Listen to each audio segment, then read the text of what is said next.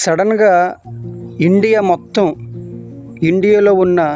ప్రతి క్రైస్తవులు కూడా, ఈవెన్ విశ్వాసి సేవకులు కూడా సోషల్ మీడియా ప్లాట్ఫామ్గా ఉన్న ప్రతి యాప్, యూట్యూబ్ నుంచి ప్రతిదీ కూడా యూజ్ చేసే ప్రతి సోషల్ మీడియాకి సంబంధించే ప్రతి యాప్ కూడా సడన్గా ఇండియా మొత్తం క్రైస్తవులందరూ వీడియోస్ పోస్ట్ చేయకుండా, లైవ్లు ఇవ్వకుండా, డెబిట్లు పెట్టకుండా, విమర్శలు చేయకుండా, వాక్యాలు పెట్టకుండా, వాళ్ళు చర్చికి సంబంధించి కానీ, ఏ సువార్తకు సంబంధించి కానీ, బైబిల్కి సంబంధించి, సువార్తకు సంబంధించి, క్రైస్తత్వానికి సంబంధించి ఒక్క చిన్న క్లిప్ కూడా పెట్టకుండా ఇప్పటి నుంచి సంవత్సరం ఆపేస్తే నెక్స్ట్ సంవత్సరానికి క్రైస్తవ్యం మీద ఎలాంటి ఇంపాక్ట్ ఉంటుంది,